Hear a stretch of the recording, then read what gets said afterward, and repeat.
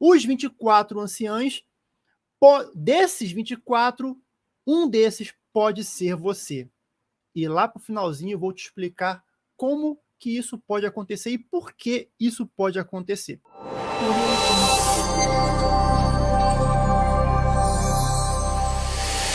Os nossos 24 anciãos são pessoas e seres também que foram importantes, que foram tecnicamente heróis de Urântia.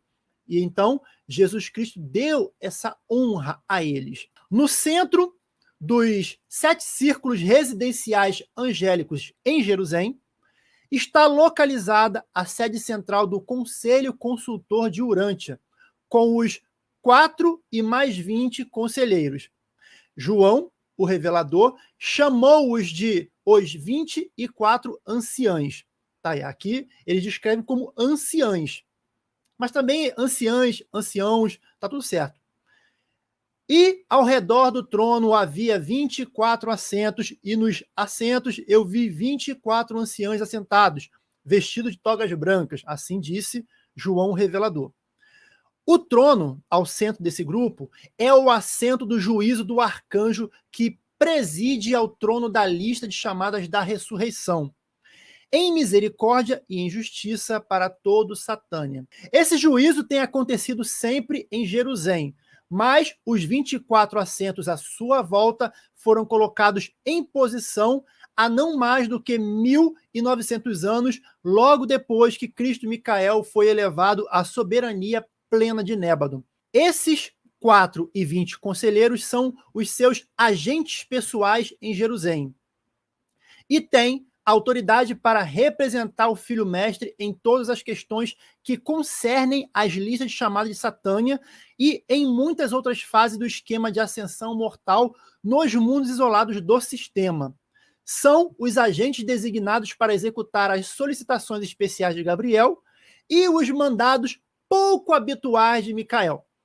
Aí a gente até, eu olhando isso aqui hoje, eu falei isso, aí até minha esposa brincando comigo, Micael não faz nada não, porque pouco habitual, mas não é, porque Gabriel é muito eficiente. Então, pelo fato de Gabriel ser muito eficiente, ele já antecipa muitas coisas que Micael iria pedir ou iria fazer, mas alguma coisa Micael pode pedir, né? Mas até lá Miguel já entendeu, Gabriel já entendeu, já botou para frente já. Onagar, o primeiro a ensinar a verdade. Onagar nasceu há 983.323 anos, contados do ano de 1934 para trás. Agora sim, tá vendo ali? Ele já botou uma explicação,zinha. Se tivesse feito isso antes, não tinha me confundido. E viveu até os 69 anos de idade. Morreu novo, hein? O registro das realizações dessa mente mestra e desse líder espiritual dos dias anteriores ao príncipe planetário é uma récita emocionante sobre a organização desses povos primitivos em uma sociedade verdadeira. Ele instituiu um governo tribal eficaz, que continuou sem par durante as gerações seguintes por muitos milênios. Nunca mais, até a chegada do príncipe planetário, houve uma civilização tão altamente espiritual na Terra.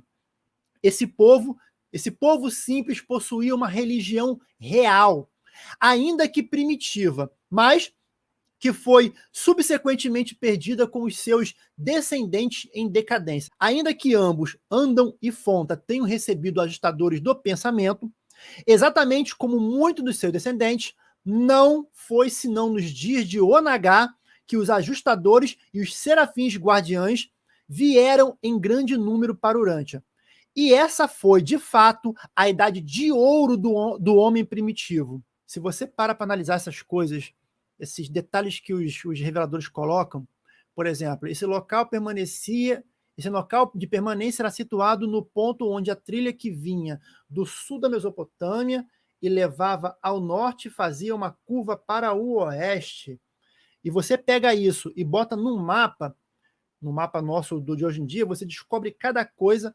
Eu de vez em quando eu faço isso. Ontem mesmo fiz sobre isso, aqui estava lendo o livro durante aqui alguns temas, e começou a falar sobre essa situação de vai para lá, vem para cá, foi até com relação a Caim e Abel, a Caim no caso, e eu fiz uns traçados ali, depois eu vou trazer isso para vocês. Isso é interessante, cara. Vamos ver quem é o nosso próximo heróizinho que se tornou um ancião dos dias. Lembrando que no final vamos entender por que nós também poderemos chegar ao patamar de se tornar um ancião dos dias. Está preparado? Será que você está preparado, preparada para ser um ancião dos dias? Eu sei, né? Eu não estou afim muito, não. É muito trabalho, muito dor de cabeça. É uma honra grande, mas também é um trabalho grande. Maçante, o grande educador. Eu escrevi em cima maçante, mas é Mansante. Mansante, o grande educador da idade pós-príncipe planetário, em Urântia, que orientou os seus companheiros para a veneração da grande luz. Vocês vão observar que, como eu disse no início, cada um dos anciãos representava uma raça, mesmo que extinta hoje, né? Mas representava uma raça e foram aquela liderança que mais se destacou naquela raça. Até tem um aqui que, depois eu vou chegar na parte dele, se destacou bastante e elevou tanto o grau do povo deles que eu hoje não acredito que o povo deles está na situação que está. Vamos chegar lá. De tempos em tempos, todos esses diferentes povos conheceram renascimentos culturais e espirituais. Mansante foi um grande educador dos dias pós-príncipe planetário. Contudo, estamos fazendo menção apenas aos líderes destacados e educadores que influenciaram e inspiraram de modo marcante a uma raça inteira, como acabei de falar. Com o passar dos tempos, muitos mestres menores surgiram em regiões diferentes. E, no conjunto, eles contribuíram muito para a soma total das influências salvadoras que impediram o colapso cabal da civilização cultural, especialmente durante as idades longas e obscuras entre a rebelião de Caligasta e a chegada de Adão. 2 pontos aqui que nós temos que ressaltar. O primeiro é esse, rebelião de Caligasta. Rebelião de Caligasta. E o segundo é que o livro de Urântia ele dá um destaque a realmente uma pessoa que se destacou de forma grandiosa em uma tribo. Só que, como ele bem alertou aqui, existiram vários líderes menores que, na sua tribo, na sua região, ajudou muito também, mas que não teve tanta relevância como, por exemplo, o Mansante teve. Então, eles não são citados, mas são lembrados que houve algum. E rebelião de Caligasta, porque existe uma diferença. Para nós, existiu 2 rebeliões. A rebelião de Lúcifer e a rebelião de Caligasta. Por quê? Se Caligasta não tivesse aceitado a rebelião de Lúcifer, a nossa vida transcorreria tranquilo. Hoje, por exemplo, não teríamos tanta doença, não teríamos tantas pessoas com problemas mentais. Nós estaríamos numa fase, creio eu até, tecnológica, científica, medicinal, muito mais elevada do que estamos hoje. Mas, infelizmente, né, o camarada aí deu mole e perdemos o bonde, né? O trem das 11. Onamonalonton. Esse também foi um cara importantíssimo para a história dos índios, no caso, né, em geral, os homens vermelhos. Onamonalonton, um líder muito antigo dos homens vermelhos e aquele que afastou essa raça da adoração de deuses múltiplos, conduzindo-a à veneração do grande espírito. Porxunta, o oráculo da extinta raça alaranjada, que eu acho que não está tão extinta não, mas tudo bem. E o líder desse povo na adoração do grande mestre. A raça laranja foi a primeira a seguir a linha da costa do Mediterrâneo na direção sul, até a África, quando esse mar afastava-se para o oeste. Entretanto, eles nunca firmaram favoravelmente pontos de apoio na África e foram exterminados quando da chegada ulterior da raça verde. Singleton, o primeiro dos homens amarelos a ensinar e a liderar o seu povo na adoração da verdade única. Em lugar de muitas. Há milhares de anos, o homem amarelo já sabia da existência do único Deus. Eles viajaram para longe das influências da sede central espiritual do mundo e entraram em grandes trevas espirituais depois da apostasia de Caligacha. Mas esse povo teve uma idade brilhante, quando Singleton, há cerca de 100 mil anos, assumiu a liderança dessas tribos e proclamou a adoração da verdade única. Fantad, o líder das raças verdes. Fantad, aquele que livrou os homens verdes das trevas e que foi o seu líder na adoração da única fonte e vida. O homem verde, a raça verde, foi um dos grupos menos capazes de homens primitivos. E eles foram muito enfraquecidos pelas extensas migrações em várias direções. Antes da sua dispersão, essas tribos conheceram um grande renascimento cultural sob a liderança de Fantad, há 350 mil anos. Vocês verem, né? A gente viu aqui agora que Singleton, cadê 100 mil anos? Há cerca de 100 mil anos, Singleton teve ali o trabalho dele de influenciar a raça amarela. Então, isso significa que quando a raça verde teve o seu ápice no desenvolvimento como civilização, que teve ali o apoio do Fantad, nós observamos que isso foi a coisa de 250 mil anos antes de chegar esse líder famoso lá na China. Né? Na China, bota dizer que é China, né? Foi os chineses mesmo que proliferaram mesmo. Então, ele já, creio eu, que deve ter sido extinto já, acho que muita gente, muitas raças, talvez nem tomaram conhecimento de raça verde, raça laranja, talvez nem eles saibam que existiam isso, né? Porque foi tanto tempo, coitados. Orvonon, o líder das raças índigo-negras. Orvonon, aquele que trouxe à luz as raças índigo-negras, é o líder delas. E o líder delas, de então, no serviço ao Deus dos deuses. Isolado na África, os povos índigos, como o Homem Vermelho, receberam pouca ou nenhuma elevação racial que se poderia haver derivado da infusão do sangue adâmico.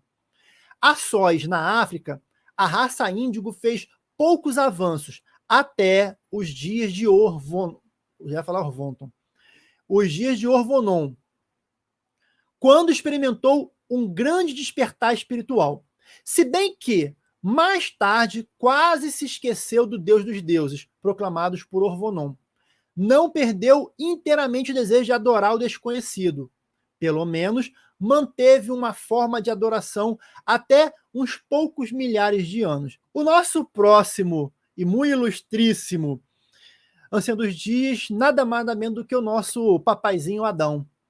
O desacreditado, mas reabilitado pai planetário de Urântia, o filho material de Deus, que foi relegado à semelhança da carne mortal, mas que sobreviveu e, posteriormente, foi levado a essa posição por decreto de Micael. Eu acho que não preciso nem comentar muito sobre Adão, porque nós já temos vídeo no canal que fala sobre Adão e Eva. Adão já é amplamente comentado pelo livro de Urântia, então sabemos que ele está lá. Arrumou uma cadeirinha cativa lá. Quem é o próximo ancião ou anciã? Mamãezinha. A mamãezinha, a mãe da raça violeta de Urântia, a nossa muito amada Eva, que sofreu a punição pelo erro junto com o seu companheiro e que também foi reabilitada com ele e designada para servir neste grupo de sobreviventes mortais. Ai, mamãe, você não é mole não, hein? Essa aí nasceu para ser encanadora. Enoque é um caso interessante. Enoque, o primeiro dos mortais de Urântia a fusionar-se com o ajustador do pensamento durante a vida mortal na carne. Eu e minha esposa hoje estávamos num debate acalorado aqui sobre Enoque. O que Enoque fez para poder merecer a honra de se fusionar ao ajustador do pensamento ainda em vida? Aí nós estávamos pensando, eu falei assim, olha, em geral, o livro de Urântia explica, né? Ainda mais se eles colocaram ali o nome da pessoa como um dos 24 anciãos, deve explicar alguma coisa, né? Vamos procurar. E eu procuro daqui, procuro dali e tal. E aí eu encontrei essa passagem, né? E então Caim partiu para a terra de Nod, a leste do segundo Éden.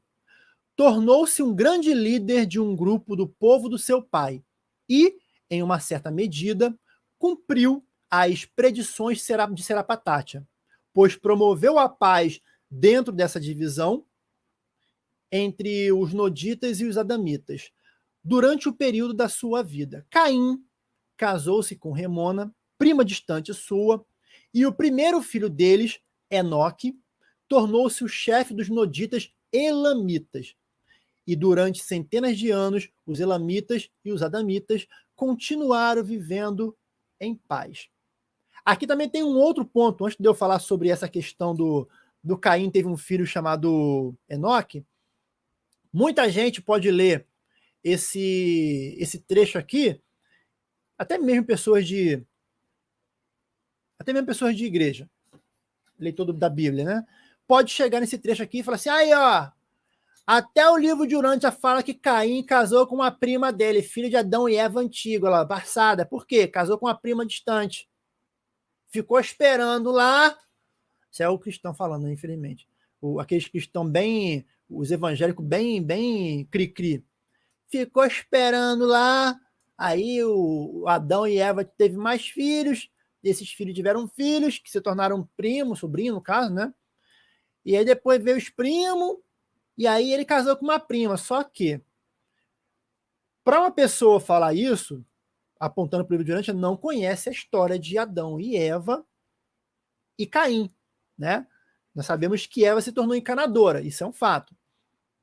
Agora, Caim se casou com Remona, uma prima distante sua, por parte de pai. Mas aí o pai a gente sabe que não é Adão, né? Tem esse detalhe. Aí, ou seja, voltando aqui para nossa divagação sobre Enoque. Estávamos nós aqui comentando, mas, pô, Enoque, cara, Enoque não tem história sobre ele. O que ele fez de tão importante? Ah, sei lá, Elias foi trasladado com corpo e tudo. Também é uma coisa que vamos comentar aqui. Estava falando sobre isso aqui. Eu não ia querer, não, velho, na boa. Esse corpo aqui ferrado, não. Deixa eu. Pô, vai me levar todo. Não leva, não. Pô, bota, sei lá, deixa eu morrer primeiro aqui, depois você leva a carcaça. Joga essa carcaça fora, fala sério. Aí, ou seja, Enoque, aí começamos a procurar no livro de Urântia. O que seria? Por que Enoque teria importância? Ah, é porque ele foi filho de Caim? Não tem nada dizendo que foi. Mas aí a gente foi procurando, e aí tinha o tal do livro, aquele livro de Enoque, que até Jesus Cristo leu, os cristãos da época de Cristo liam. Eu até dei uma pincelada nele hoje, mas o livro de Enoque e a Bíblia praticamente não tem diferença, né? É uma coisa bem parecida, ele falando do Velho Testamento e tal. É um livro meio que de profecias. Enfim, o próprio livro de Urântia fala que Jesus Cristo lia ele, porém sabia que quem escreveu não tinha sido Enoque dos tempos passados. Que Enoque?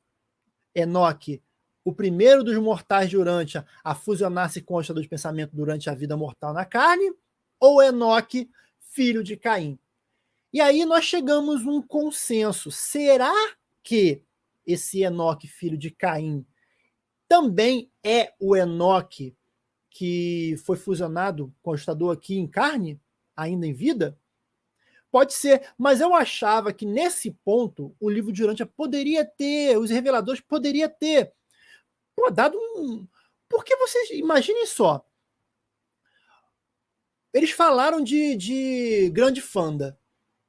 Para quem não sabe, Grande Fanda foi o primeiro humano a chegar no paraíso. Contaram lá, Grande Fanda foi o primeiro humano. Não contou a carreira dele porque é de um outro planeta.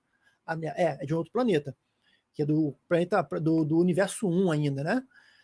Mas falou que ele chegou lá, foi guiado pelo Malvorian, né? Que o nome não é nem Malvorian, tô falando errado, é Malvorian. Malvorian.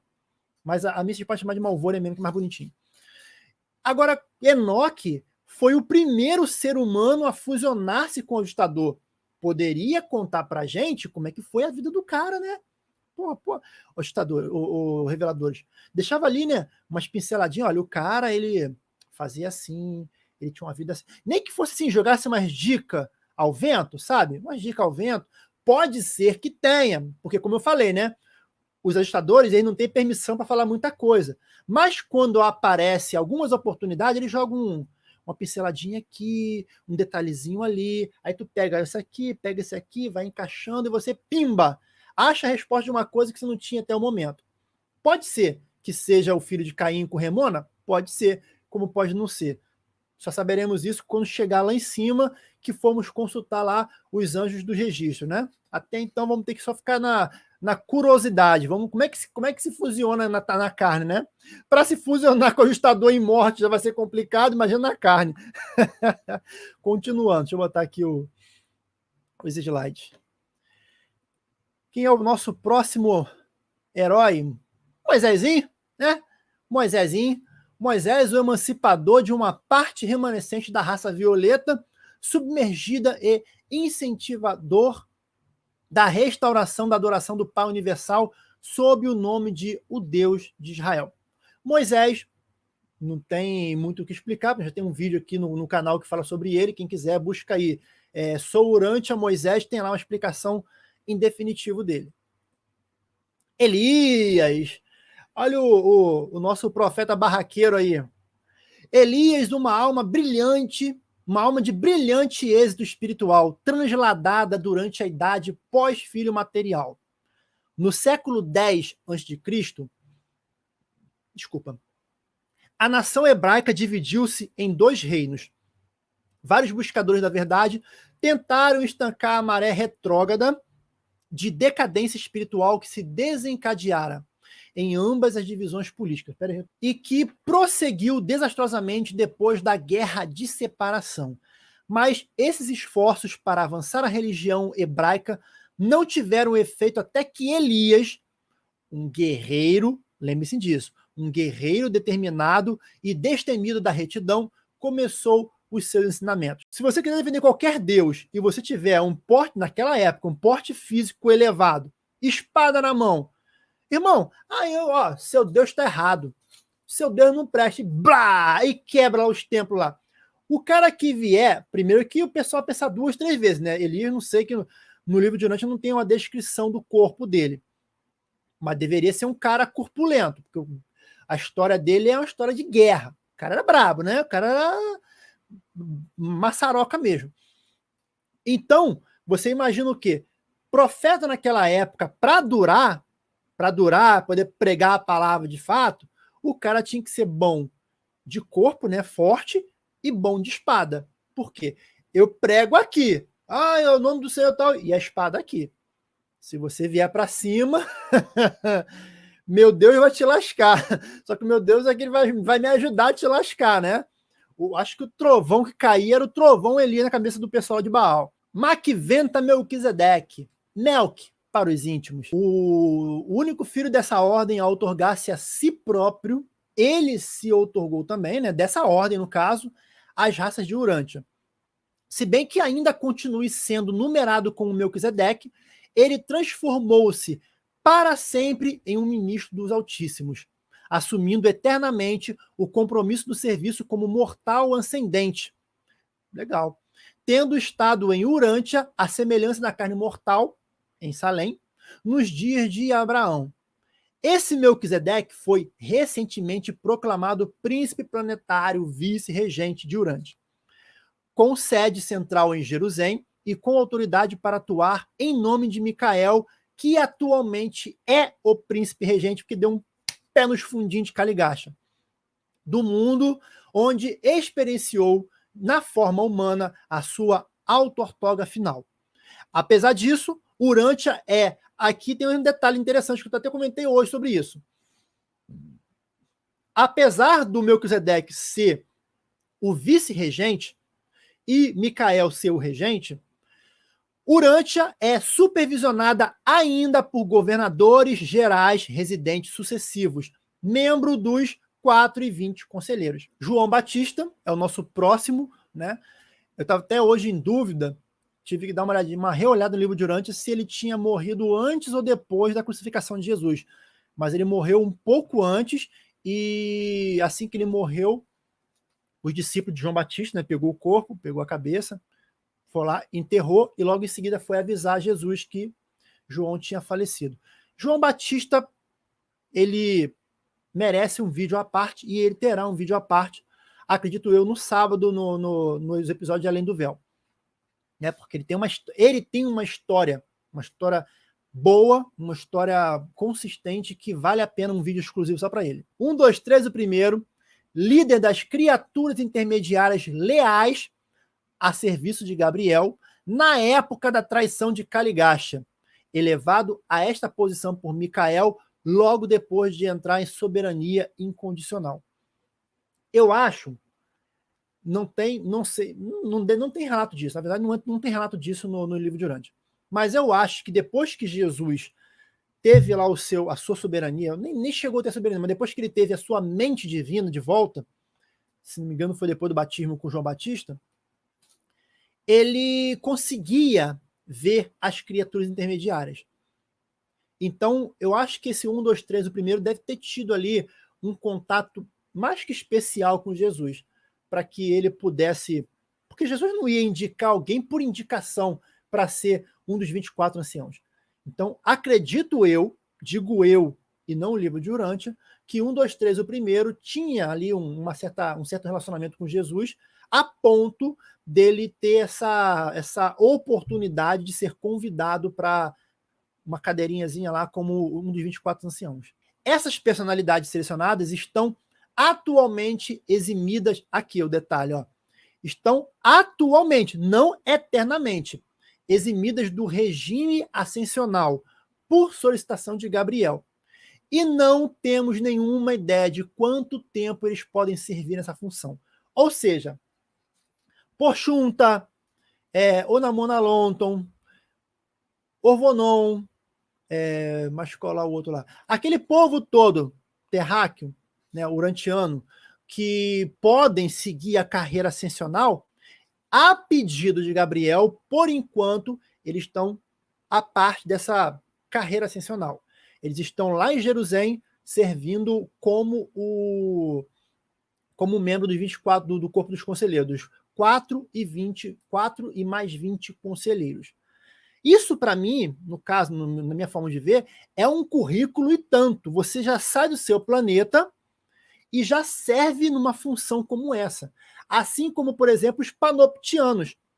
Todo panoptiano, quando eles morrem lá, a carreira deles no mundo monacial, eles passam no 7º mundo das mansões, trabalhando, cuidando das coisas administrativas e de outras coisas que Micael pede para eles fazerem.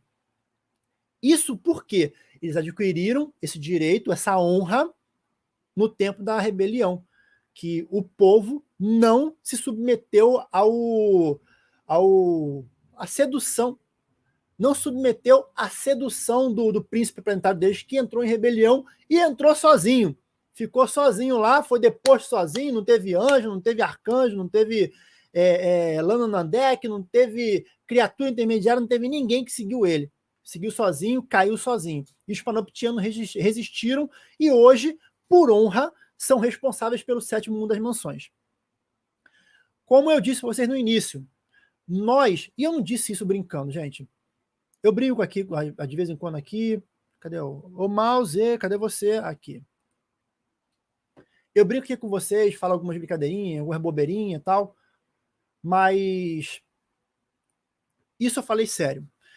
Todos nós temos a oportunidade, prestem bem atenção, nós temos a oportunidade e a chance não só de se fusionar com o Pai ao despertar o 3º dia, mas também de ter uma cadeira, ter um assento, ter a honra de ser convidado por Micael para se assentar como um dos 24. Nós temos lá a 17, 18, e 19 e 20. Nós temos 4 cadeiras esperando o nosso tempo dispensacional se encerrar para que, em um futuro, possamos ter essa honra. Ah, mas eu sou humano, não consigo ser perfeito. Por quê? Se outros de tempos passados que tinham pouca informação ou quase nenhuma, só pela fé, pela devoção ao Pai, eles conseguiram essa honra. Por que nós não podemos conseguir? Somente, tá, tudo bem, sonhar demais, uma das 4 cadeiras e tudo mais, legal, beleza. Mas por que não almejamos, ao menos, fusionar ao terceiro dia? Acordar ao terceiro dia para se fusionar ao agitador? Não é difícil, gente. Não é difícil. Se você for parar para analisar, basta você seguir os preceitos que Jesus Cristo ensinou. Fazer ao próximo aquilo que você gostaria que fizessem a você. Claro que se você você tem um problema mental e gosta que te maltratem, você vai maltratar outra pessoa. Mas aí você tem problema mental, né? E não posso fazer nada. Agora, em geral, o ser humano normal, ele quer ser bem tratado, ele quer ter respeito, ele quer ter amor, compaixão, amizades. Para isso, ele vai fazer o quê? Vai ter que retribuir da mesma maneira. Você só pode oferecer aquilo que você tem. E você vai receber em troca aquilo que você ofereceu. É simples. E é possível. Isso é eu acredito assim, que é extremamente possível. Basta querer. Basta tentar e se empenhar para tal. Ok? Eu, particularmente, tenho como meta, pelo menos, acordar o terceiro dia. Pelo menos. Vou tentar. Vamos ver, né? Se eu conseguir. Se eu fosse falar isso há 20 anos atrás, eu ia rir da minha própria cara, né? Mas hoje em dia eu já consegui superar tanta coisa que só Jesus na causa. Então, vamos na luta, meus irmãos. Vamos na luta, que a vitória é ótima. Vale a pena o sacrifício. Os assentos, como eu falei, né? 17, 18, 19 e 20, não são ocupados de modo permanente. Estão temporariamente ocupados por consentimento unânime dos 16 membros permanentes, mas são mantidos abertos para a designação futura de mortais ascendentes da idade a idade atual de pós-outorga de um filho urantiano, ou seja, a nossa idade, que ainda não houve chamada. Bem, pode ter havido ali uma chamadinha especial de 1000, algumas pessoas e tal, mas chamada dispensacional, depois de Cristo, ainda não houve, de acordo com o livro de Urântia. Os assentos 21, 22, 23 e 24 estão do mesmo modo preenchidos temporariamente e são mantidos reservados para os grandes mestres de idades posteriores, que se seguirão indubitavelmente à idade presente.